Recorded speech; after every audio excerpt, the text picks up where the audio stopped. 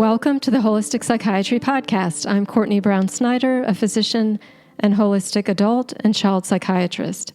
In this episode, I'll be speaking with Jerry Parker, an indoor environmental expert on mold prevention, with a focus on the exterior of our homes. Before introducing Jerry, I'd like to first put this important topic into a larger context. Environmental exposures are surprisingly common causes of brain symptoms. In my experience, the two most common environmental exposures that are impacting brain health are mold, not necessarily visible mold, but hidden mold growth. The other is exposure to problematic EMF or electromagnetic fields. 25% of us are susceptible to mold toxicity.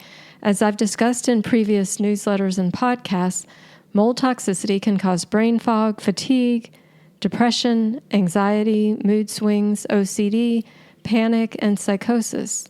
Associated diagnoses can include ADHD, dementia, autism spectrum, panic, obsessive-compulsive disorder, schizophrenia, bipolar disorder, addiction, and depression. There are also many chronic physical health conditions as well. One doesn't have to have severe symptoms if they have mold toxicity. However, in my clinical experience, I have yet to see someone who has severe mental health issues such as schizophrenia, bipolar disorder, or severe OCD who doesn't have mold toxicity. It is also, in my experience, the most common cause of mast cell activation, a common denominator when it comes to complex chronic illness. Mold toxicity is also a common cause of new-onset mental health issues in college students who are exposed to mold in their dorms or apartments. I will share related links on mold toxicity, including the 10 ways it impacts the brain. All this to say, a big part of taking care of ourselves and our health turns out to be taking care of the air we breathe in our homes. Jerry Parker is a certified indoor environmental consultant and certified microbial remediator.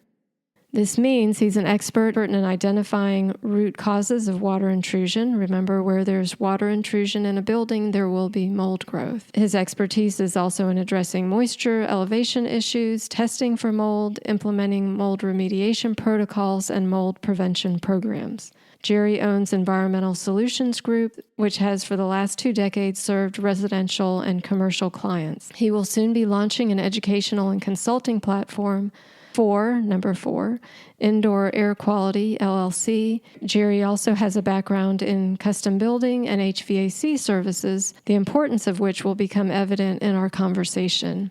Jerry's also a Navy veteran, and I met Jerry 7 years ago when my daughter and I were diagnosed with mold toxicity. We had been diagnosed by Dr. Neil Nathan. At the time, mold toxicity wasn't on the forefront of functional medicine the way it is now.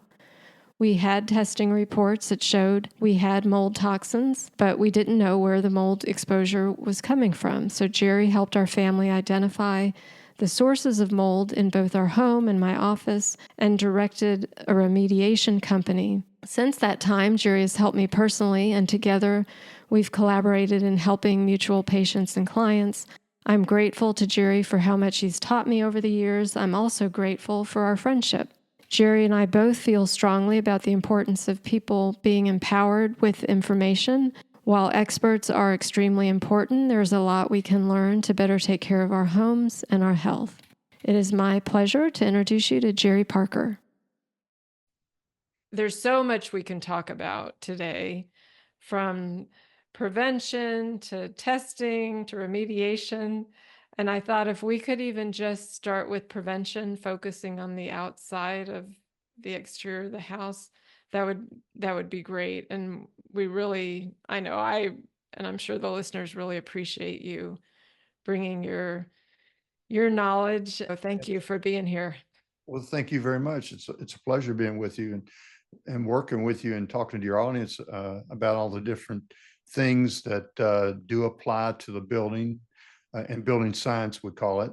But the importance of exterior building maintenance for mold prevention to the interior is a really a huge topic. However, I'm going to try to condense it down for your audience to get the gist of what I'm trying to provide to you. So mainly, when we talk about the importance of exterior building maintenance to mold prevention, is the exterior building maintenance. It's crucial for preventing mold to grow inside of a building. And a lot of people and my clients as well think it all starts from the interior. Well, sometimes it does, but the majority of the times it starts outside. And so Yeah. if you can maintain your exterior and understand what's going on, it's going to save you tons of money. It's going to probably help your health out in regard to mold issues. You know, and I would just add to that, I think so many people come to prevention after they've had mold toxicity, done remediation, and then they start to think about prevention because they don't want to go through all this again. So Exactly. So for people who've been there, this is helpful, but for people who don't want to go there, this is helpful. Why don't we list the categories so that the audience sort of knows the direction? I know we're going to be talking about the ground, gutters, roof, windows, doors. Is that where you're at? That's exactly where I'm at. Okay. There's key aspects of the exterior maintenance that you should include. And some of the items I'm going to talk about. One is surface grading and drainage. I'm going to get a little deeper in each topic as we talk about it. Gutter and downspout maintenance, roof and siding integrity, and windows and door sealing, landscaping and vegetation. Oh, good. When I was gardening this morning, I was thinking, Jerry and I haven't talked about landscaping. like, what should I know before as I'm pulling things out and putting things in? So I'm glad you brought that up. Yeah, and specifically, it's the drain water management, and this gets all into drain water management, Okay. a huge part of it. I'm going to also talk about the different grades, what I recommend, or that the standards used in grading how water should be managed from your building, in different aspects in regard to the yards, we'll call it, and the slopes of the yards and things like that. We're also going to talk about the gutters, the downspouts again. The foundation management, again, is a huge thing, and how it relates to basements and crawl spaces. And when we get into the yard drainage, we're going to talk about swells and exterior drains. And I'll briefly talk about this. I'm not going to get into the engineering side of it because it can get deep. Right. Let's also make sure too that we speak to, and some of this will come up with doors and windows, but for people that live in apartments and condominiums, okay. I think the information you're going to be providing is helpful there too. Yes. Yeah. Absolutely it is. And a lot of people miss the audience that lives in apartments, because I've lived in one myself years ago, and I didn't know what to do at that time. That was when I was younger. But I have a topic, we're going to talk about that, and as well as chimneys and things like that. So I think I'll start off if you like. You can tell me which way you want to go with this, but I feel that we should start with the grades first, drain water management. So would you, so people understand just generally, this is about how the land meets the house and how the water flows away from the house. That's exactly right. Okay. Yes. And just think of it as gravity, because it has to flow, and gravity is what drives the watershed from the buildings and through the yards. So the ground should slope away from the building. In other words, at an angle, and we always recommend like a 5% grade. So what's 5% grade mean?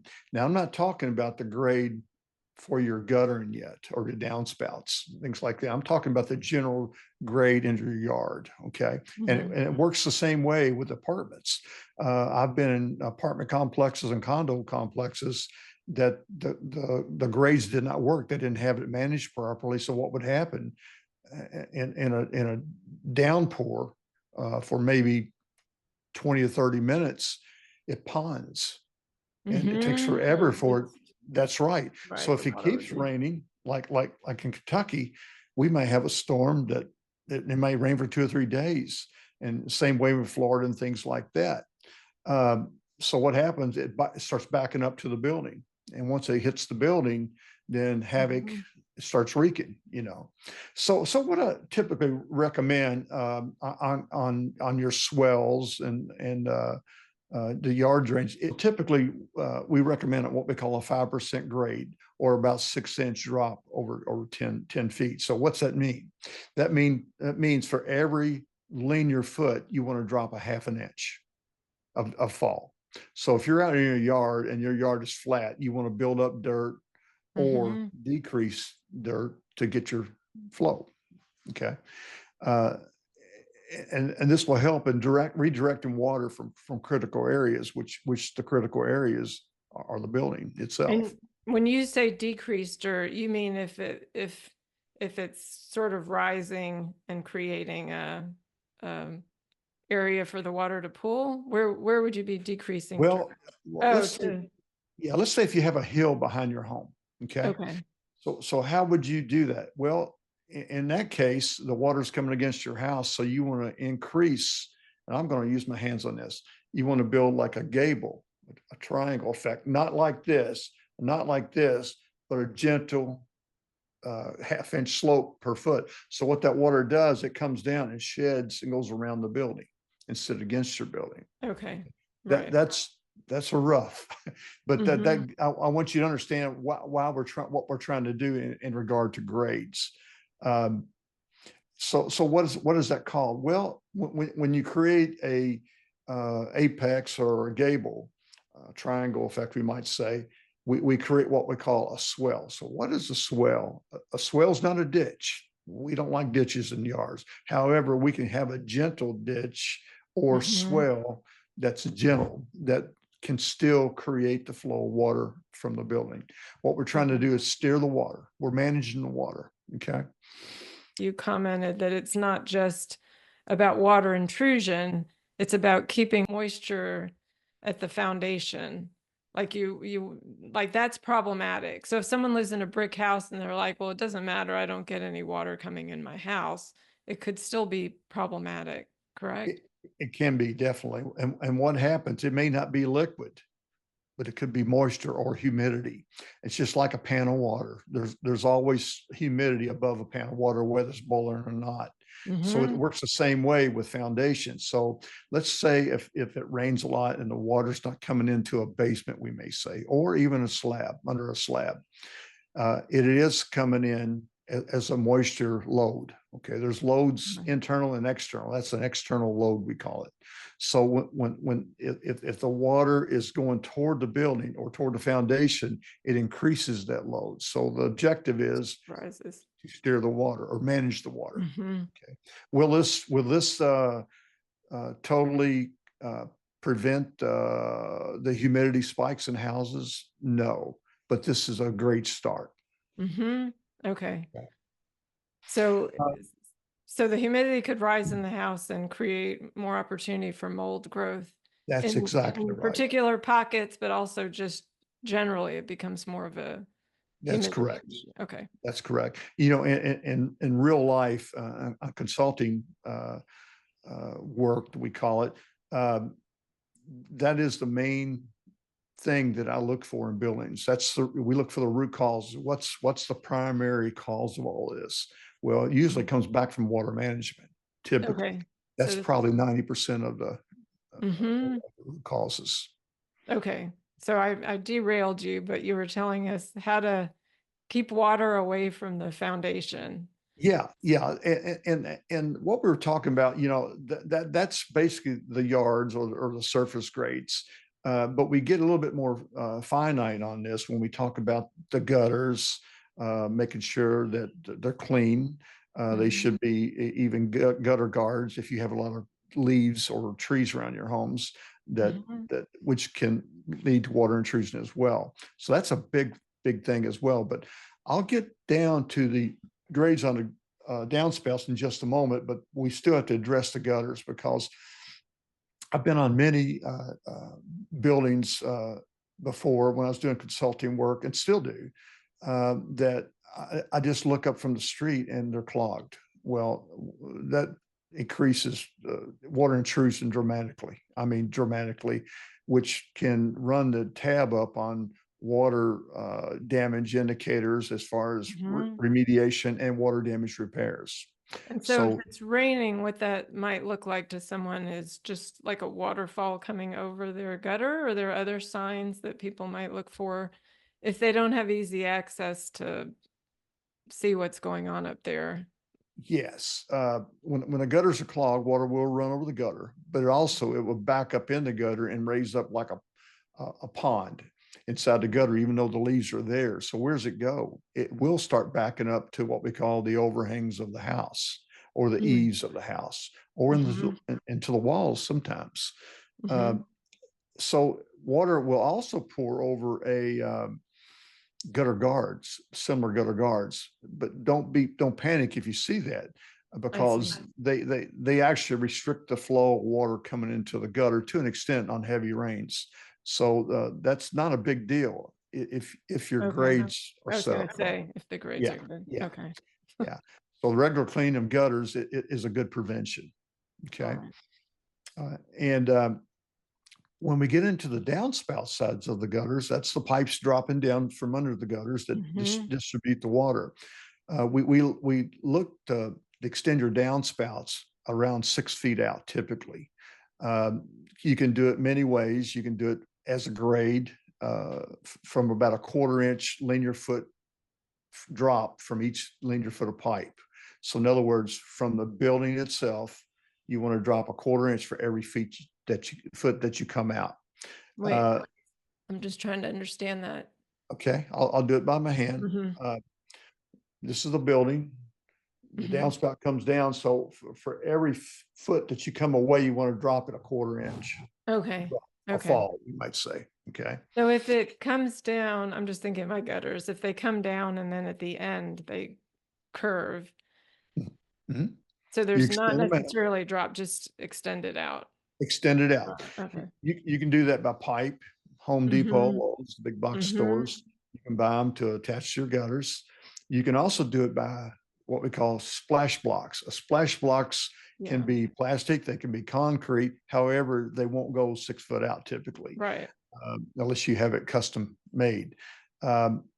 So the remedy to that is extend the gutter. Even if you have a splash block, extend it over the splash block out 6 feet. That's the recommendation. And that's going to prevent the water from, again, coming down the foundation, whether it be a crawl space, a concrete slab, or basement, and increasing your loads of humidity. It's going to reduce it. It's also going to, again, prevent water damage indicators or water damage repairs and mold growth. It's going to reduce the chances of mold growth. And then they can be extended and even redirected. I know I've started to use some of these.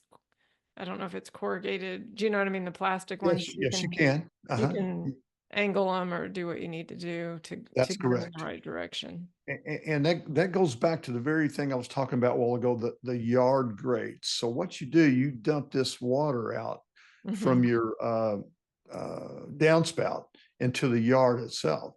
But if the yard is not graded properly, the ponding starts. So that's it all has to join together. So that is the big thing. When builders build a home, I used to be a builder. I was a professional builder in Louisville for years, and my big thing was water management on the exterior. I knew enough before I got into the environmental business deep. At least I knew that part of it. So it was a big deal to make sure my grades, I would either raise the house foundations up so I could manage the grades sometimes.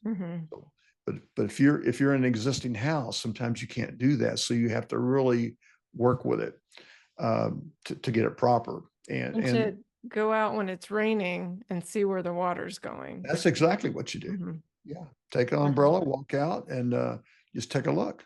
And you'll see how the water is flowing. Right. with the visual aspect of it. None of this I would know.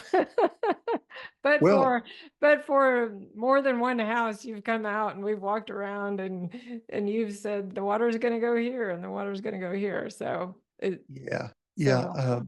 So it's a science in itself to do Hmm. this. That's why I always recommend a qualified professional to do Hmm. that type of work for you. Yeah. Uh, Even though I did it and directed the people, it's always best to go with your local, qualified professional. And in this case, would it be an environmental specialist or would it be a landscaping type person? Well, I wouldn't think necessarily an environmental professional unless they have a lot of knowledge. Hmm. But even then, they probably don't practice that part of Yeah. of the business Gotcha. because it's a liability to them. Hmm. uh, but landscapers, some companies have the capability of doing this, and what to look for in a landscaping company or a finish grader. But still, you Okay. want to look for this. You want to make sure that they use the up-to-date tools or instruments like lasers, and lasers will tell you exactly what you need to know if they know how to use them. And most of your professionals use them nowadays. How And do they use lasers? What are they using them for? it's a laser for establishing what the grade levels are. I see. Okay. Okay. Okay. Yeah. And one person can do it by themselves if they have the proper equipment. They don't have to have several people doing this. As far as establishing what the grade should be, then once you establish that, then the finished graders or the landscaping companies come in and adhere to those levels to make the water flow properly. Okay. Okay. Okay. And Can landscaping companies are great, actually. They're Okay, good. good. Yeah. Before we do roof, window, and doors, Mhm. could we do the vegetation piece since we're talking about landscaping and what if there's any considerations? Sure. Landscaping, again, we'll talk about the grade of a landscaping, what it should be. Uh, we like to see about a ½ inch fall per linear foot. So if you're up against the house and you have a lot of landscaping going on right there, a lot of Hmm. mulch, a lot of foliage, you might say, Yeah. you want to set that for about a ½ inch per linear foot of fall. So let's just say Okay. against the foundation, we start at 6 inches. Okay, Hmm. is above that foundation grade level. So we want to build that up to where it falls out about 12 feet. I'm just using this as an Hmm. example. Okay, Yeah. 12 feet.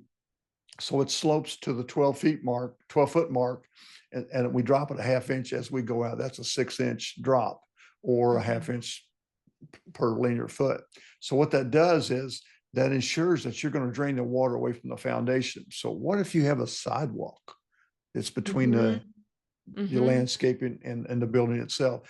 Then what you do, you bring it to the edge of the sidewalk, and hopefully the builder pitched your sidewalk Oh, just a little bit. I They gotcha. do, and that will let the Hmm. water move on to the exterior part of the yard. Okay. Okay. Is it Uh, better to have, like let's say bushes close to the house or not, or a certain distance? well, as an indoor environmental professional, I say Hmm. no, it's not Hmm. because of the root system. Uh, Yeah. the larger bushes and like I won't get it. I'm not a landscape guy, Hmm. so I don't know a lot of the names of the bushes. However, I do know that the root sources come down deep. They can attach to the foundation, Oh, and wow. as or get close to it. But what the roots do as they grow, they increase the size of the amount of dirt that is around a root. A root has to have a little space for it to grow. So as it Hmm. goes into the soil, it actually will expand, which expands the root size, which expands the water Mm. intrusion coming in. So Okay. does it affect you all the time? No, usually it affects you on really heavy downpours or a lot Okay. of rain over several days. Hmm. But if you have it sloped properly and you have it mulched properly, meaning around the bushes, Oh, right. it will shed the Hmm. water. So that is a big thing on landscaping. Okay. And don't be afraid to use heavier mulch. on the side of the building, but you that can also be an issue if you use too much mulch, because it collects the moisture and holds it. Or And stones, like when people use stones in place of mulch, does that make a difference, or big difference. I'll tell you the reason why. for better or worse? For the worse. Okay. Well, it doesn't Okay. help you a bit, really. Yeah. Stone is just a filter. Water flows around it like it was nothing. Does it help? No, you need to get to slope. I've seen people come in and put 2 foot of rock in there and say, well, we did all this. I said, we have to take it all out, and I explained it to them. It's just a filter. It's no different from a glass of ice water. You pour the Yeah. But ice with in. adequate slope, mulch the stone doesn't matter. Well, I think it's a good start. However, the water still goes between the stone and it loads it up, but it will eventually make it to the foundation. So if you have Yeah. a slope and you have stone under it, the water is still coming down. Right. Even though you're shedding some of it. So do you want to take us to the roof? I will. Let me take you to the roof here. I have several things we want to talk about on the roof. Number one, we talked about the gutters. That's a biggie, which I went over that with you. Let me one thing I just want to say before you talk about the roof. It seems like people don't have a roof problem till they have a roof problem. Like, do you know what I mean? It's all or none, and don't address roof repair until there's a leak, and by that time there could be water in the attic and mold growth and That's right. illness. But Yeah. help us too with that in between Well, place of how do you know when there's things that need to be addressed other than just visually looking at your roof. well, that's the best of all worlds, visually looking at it. That is the best inspection. That's what the roofers do. They get up on the roof. I don't climb roofs anymore. I quit that years ago. But here's what you can do. Here's what I use as a small tool. I bought a pair of binoculars. They're not expensive. However, I can go in the back of my building or many buildings and look up on the roof and zoom in on them. And check my roof out. And if you're unsure about that, you can take a typical camera, or maybe your phone can do it. If you Oh yeah. and zoom in on the spot that you actually picked up with your binoculars. Just scan your roof. You'll see nail pops. You'll see flashings that are bulging out from a chimney or something like that. You'll see if there's missing shingles or something like that as well, or turned up shingles. Okay. And when you see shingles that are curling up, I'll get to that in a minute. However, you can see that from these binoculars. Have a check sheet, have a little note, or have somebody taking notes and dictate to them as you look at this, or record yourself. That's actually what I do a lot. And then I sit down and I analyze everything for the data. I'm looking for data, and that's where I get my data from. So if you start to see, of course, missing shingles, that's a no-brainer. Hey, we got to get this taken care of. Or if you start to see nail pops, or meaning that you can actually see the nails popping up through the shingles, that's a big deal. Another huge deal is when you start seeing the shingles curl up at the ends, like a ski slope, all ski slope. That indicates that you don't have enough ventilation in your attic. That's causing the attic to really heat up and bake those shingles and push them. Wow, that's interesting. Yeah, same thing with nail pops. That has a lot to do with it as well. Okay. So and would that happen right away or over many years, or? Usually it takes a little while. Let's say if you have a roof put on, a new roof. Well, you may see, and your ventilation is inadequate for an attic. You may see this starting to happen in a couple of years. Okay. The shingles are new. I'm talking about an asphalt shingle now when I speak of this. Right. The shingles are new and they have a lot of flexibility as they run through the cycles of the seasons. Okay. They start to get a little bit more brittle each year as it goes. Then you'll start seeing the curling. And when you have roof problems or ventilation problems, you have big mold problems typically. Okay. And chimneys are a big issue. It just seems like a lot of people will have their source of mold be, water intrusion from the That's correct. roof. You're So, exactly right on that. I could elaborate a couple different views to what I see on the job sites, and this is for real stuff. Okay, let's talk about a masonry chimney. Typically in the older buildings, you'll see masonry chimneys. So usually at the top of the chimneys, a lot of times we call it the cap. The top is the cap. So they usually will put concrete on top of it or mortar typically, and what we call float it. And you'll see a pipe coming through it, or it could be a clay pipe wide open, what have you. So what happens, the cap starts failing first, typically. And the reason for that is water will actually puddle on top of the cap once it starts breaking down. It starts cracking. So the water actually gets into the chimney, which actually starts impounding the mortar and the brick itself. It starts decaying it. It actually comes inside your building, and it can actually penetrate through the brick as it starts getting semi more or less porous, or more porous. And without addressing these problems, and again with these pair of binoculars, can you see everything? No, you can't see everything. right. But you have access to a drone, that's the best of all worlds. Right. I So actually, get your drone. yeah, I've worked with several engineers, Yeah. especially engineers in big buildings. And of course, they bring in somebody that can operate a drone and take the pictures. Right. Sometimes you have to do that. But for a homeowner, do the best you can do with those binoculars. And if you think Yeah. you see something going on, or if, you have to address it. So another thing, the flashing around masonry chimneys. Right. You can start having water leaks. If you have a 2-story house, you may pick it up on the second floor. Starting up there, if you look at your walls, where the ceiling meets the wall for an exterior wall, sometimes the chimney runs against that wall.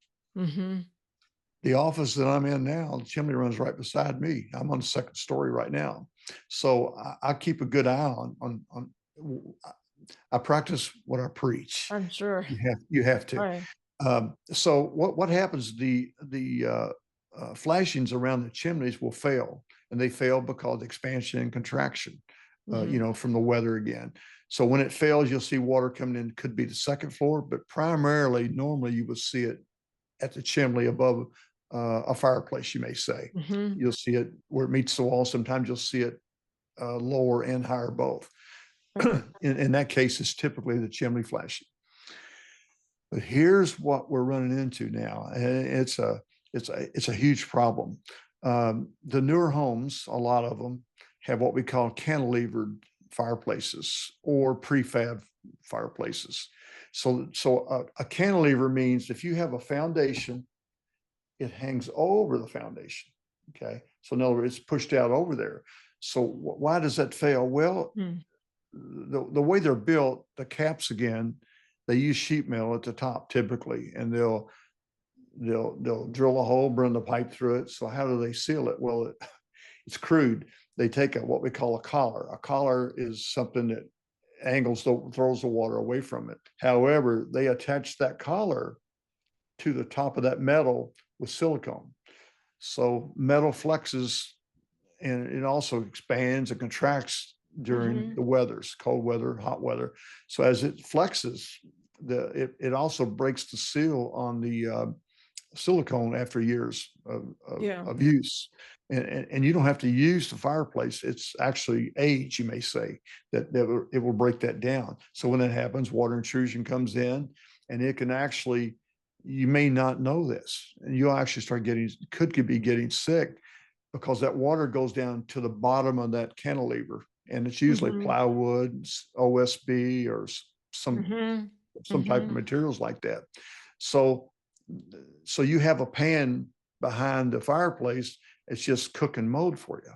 Yeah. I mean, and how it gets into the home is the barometric barometric changes to the exterior, which will push it at a faster rate inside. I can give you a real life experience on that for one of my But when you clients. say push it inside, you mean push the moisture and the water inside? Both, Okay. not necessarily the water. It can, but usually it's the moisture and the mold spores or the mycotoxins. Usually the mold spores. Okay. And if you like, I can Yeah. explain. I had a client that they assured me they didn't have any water damage. Well, once I see the chimney type setup that they have, well, I kind of thought they did, because I knew they were telling me. I always ask about their health when I come in, and they usually tell me what the answers are. Typically, I know where to start looking from. So she says, well, here's what I do each evening. I sit right next to my fireplace where this was a gas fireplace. Usually there's a little key in the floor. And all it is just a little cover over it. And it was exposed to the floor joist, to the cantilever. Yeah. He says, every time I sit in here every night, I get deathly sick. I said, so why do you do it every night if you get deathly sick there? She said, well, I really don't know. I said, okay.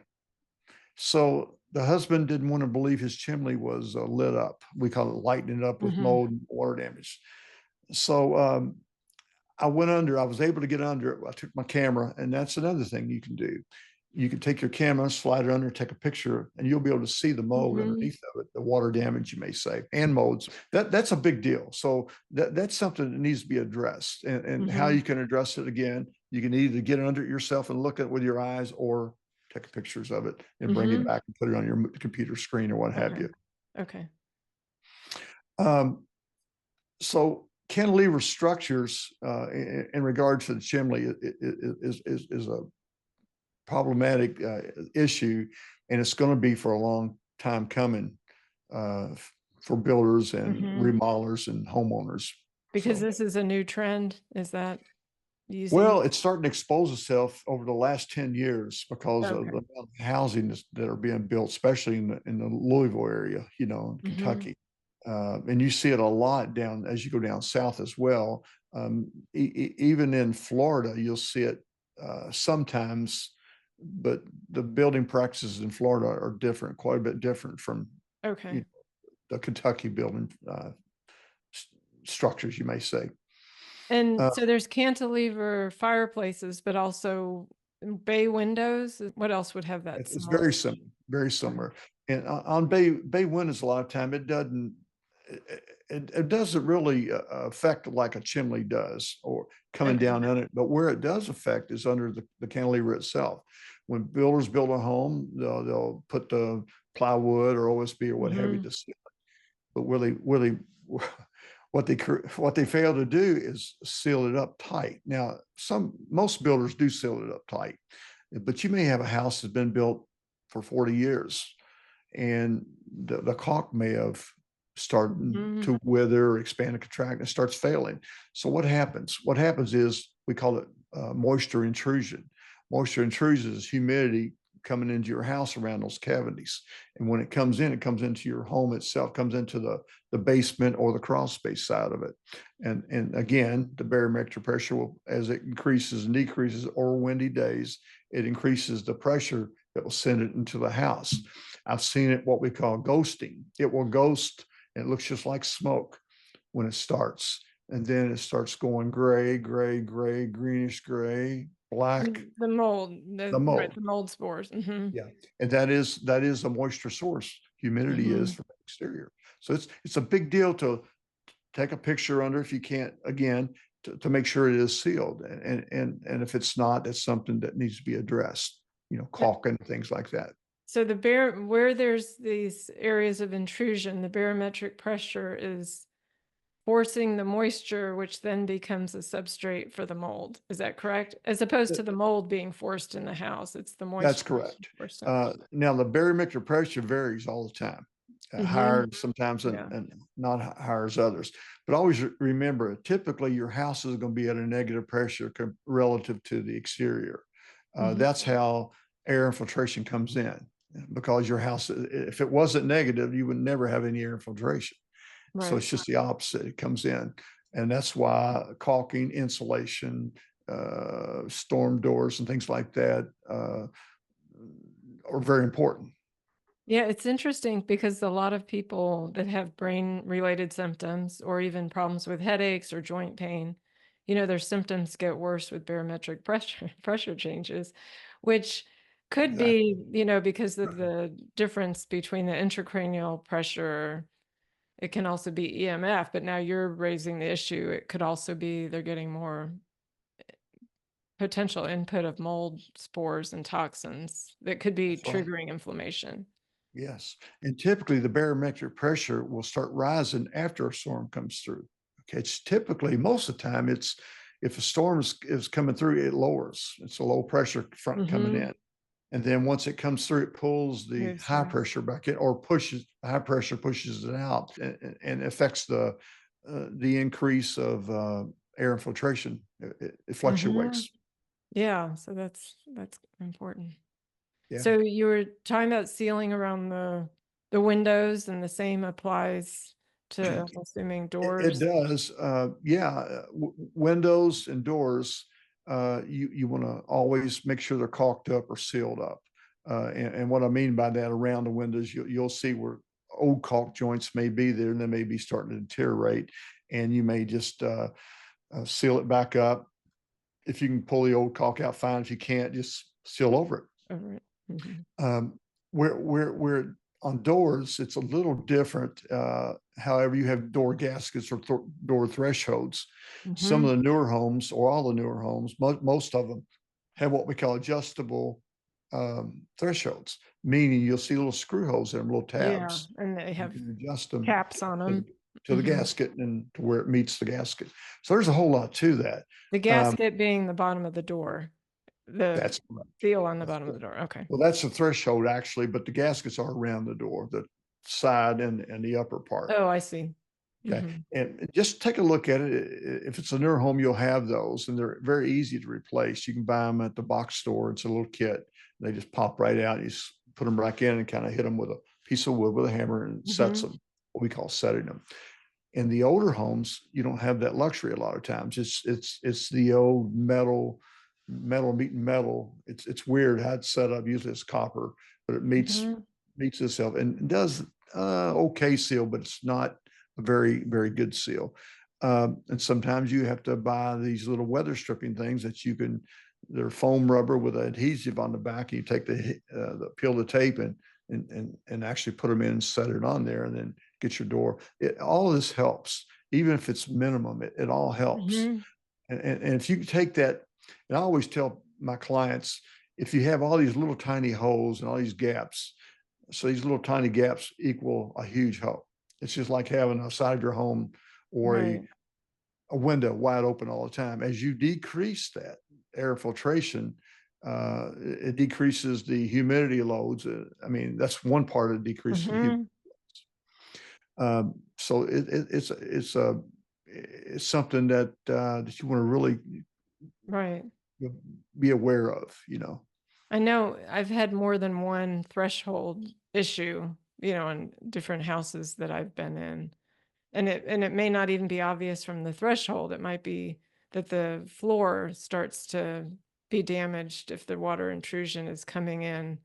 unknowingly and going below the floor. That's my office that you came and found that I big half remember that. Yeah, circle of yeah, yeah, black mold. Hmm. yeah. And thresholds need to be sealed on the bottom, which at your case it was not. So Hmm. that's why it was coming into the floor there. Even though it was a concrete slab, it still makes its way in. Right. Right. Uh, Yeah, and with binoculars or the visual inspection, and once you create your check sheet, you can actually go around and check off. But one of the things you want to be cognizant of is the siding. Okay, but whether it be vinyl siding or what we call wood lap siding or brick itself. But when you get into siding, it's a different animal from the brick, because you can create holes in them that Hmm. you may not see. Or if it wasn't installed properly, and it's not flashed properly, you'll have water intrusion coming in many directions that you may not know of. So that's something that you want to be aware of as well. The house that I live in, we bought this house about a year ago, and I knew it had heavy water intrusion. I knew what the root cause was. The sellers didn't believe us what it was. It didn't matter what they believed, it's the matter that we bought the house. So I knew what I had to address. The root cause was leaves. And what was the root cause of all the leaves? Well, there was a certain tree that had leaves that dropped year round. We didn't even talk about trees, but that's another. Yeah. I mean, Yeah. And there's certain ones. So it was an endangered species. We didn't cut it down. We cut it back and managed it. Now it took care of it. I had the gutters cleaned out, even though I had gutter guards. They were clogged up because of the little twigs would get down in it. Had all those fixed. But I knew that it had caused some water damage in the past. So now I'm still addressing some of this stuff, but I've got the mold situation taken care of. I had a company come in, I instructed them what to do. They did it, but we're good. So how did I know that? Well, I visually in my mind, I had a checklist going on, and I carried an infrared camera. I didn't use it because I already knew what was going on.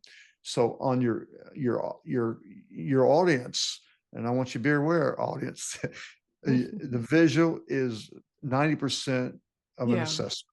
Okay, it's not the testing; it's a visual thing, and where there's water intrusion, there's going to be mold growth. Absolutely, it may take. I don't think people appreciate that. It's not like seeing mold on the walls. It's where there's water intrusion and water damage. Yeah, and Courtney, I've created a list. I have checklists when I'm doing an assessment. And a lot of people think that you can remember all this stuff. I can't remember everything. If I don't have my checklist, I may forget. Right. So I created a checklist for the average person. I'm going to be probably giving this out later on, and I'll be glad to your audience, if they contact me later, I'll be glad to send that to them. At sure. Point. It'll be a PDF file, and it's something you can print out and use yourself. And it's a big deal because that's actually what I use. And that's great. So it's something to think about. Yeah, great. I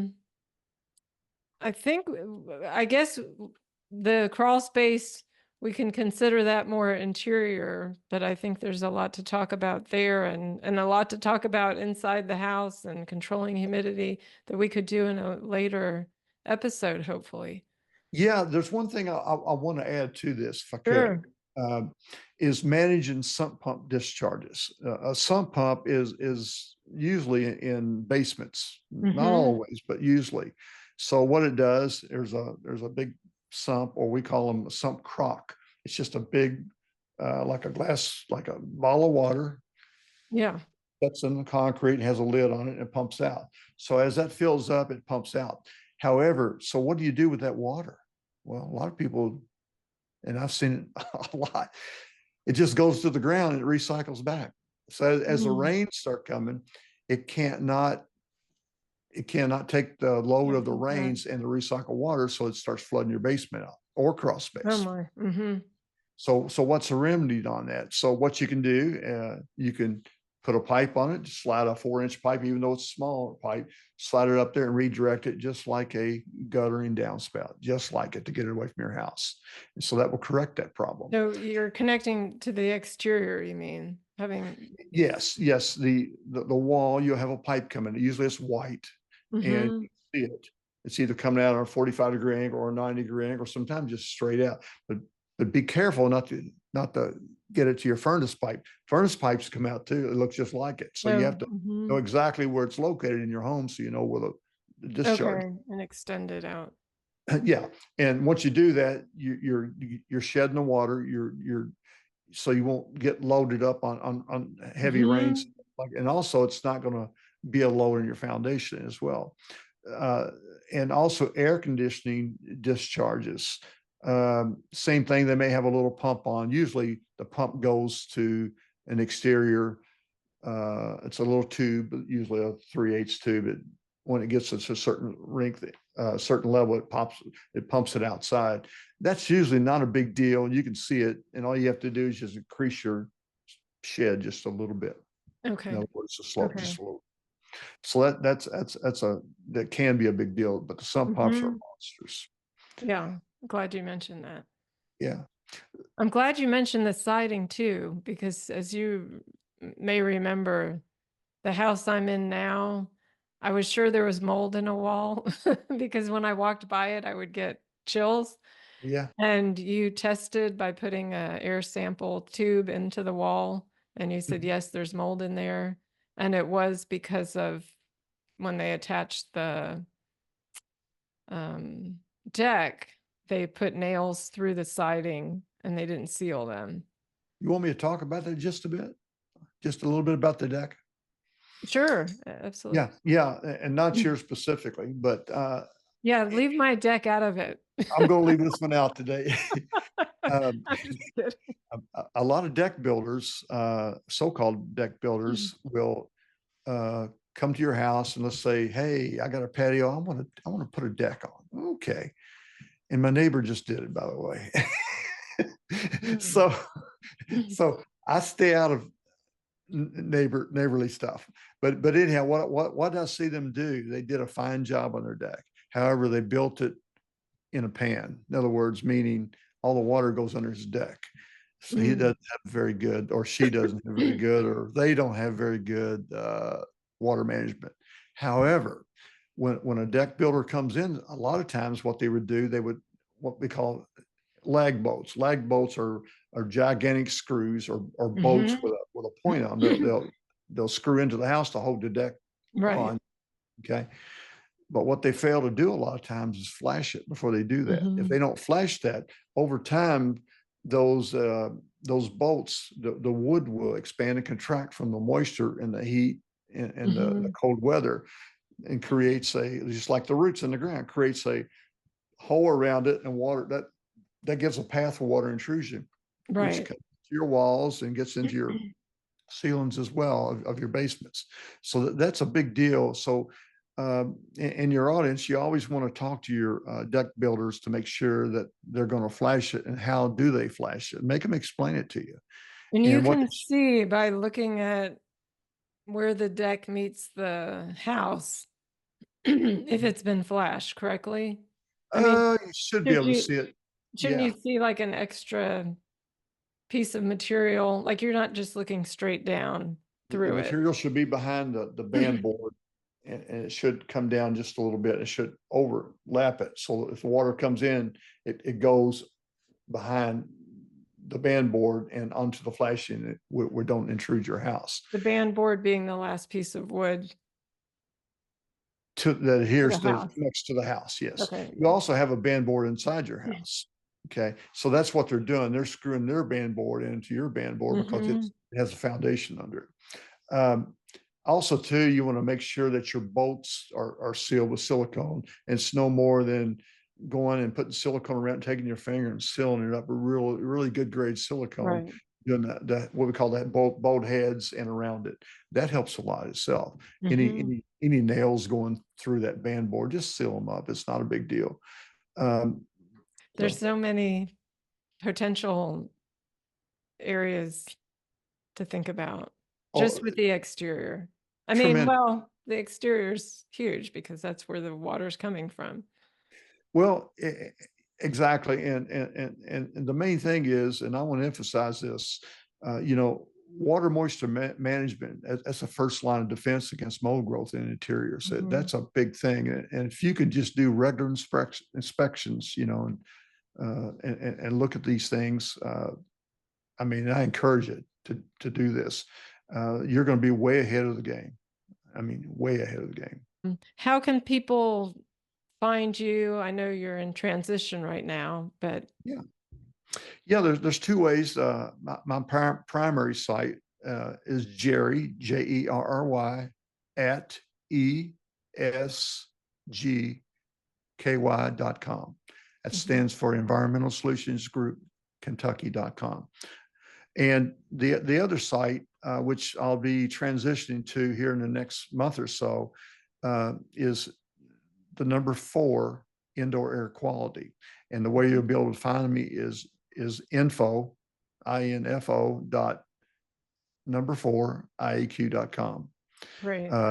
So I would try both of those right now, even though the 4 IAQ is not active yet. It will be soon. Mm-hmm. And I'll be able to address a lot of issues. It's going to be an educational type of So it'll be site. educational, and will you be doing remote consultations from there? I will be Okay. doing remote consultation as well. I'll have courses in there. It's up and running right now. I just hadn't put it live yet. Great. It'll have lots of content. We're looking to help people, and that's what it's all about. Yeah, absolutely. Thank you, Jerry. Really You're helpful. very welcome. So much. Thank you for your we time. live in these homes and we exist in these homes, and we know so little. So I think just the information that you're sharing, I mean, I think about these things myself, but not to the depth that you're talking about. So it just makes me want to be more connected to my house and Well, take care of it so it can take care of me. it is. That's- A house is it's a living animal. Not really an animal, but it's a yeah, living thing. So you our have nest. to address it. So yeah, it's been good as well, and maybe we can do this again sometime. Yes, let's think about doing the interior next time. That would be We great. will. All We will. right, Jerry. Thank you so much. Thank you. Appreciate it. Take Have care. a good day. You too. Bye-bye. Thank you for listening. If you would like to receive these newsletters in your mailbox each week, please consider subscribing at CourtneySnyderMD.com, where I also have information on my consultations that I offer nationally and internationally. If you are interested in taking a deeper dive into some of the topics that I discuss on these weekly newsletters, I also have a paid newsletter in the middle of the week. And if you'd like to help Jerry and I get this information out into the world, please consider sharing. Thank you again. Until next time, take care. Bye-bye.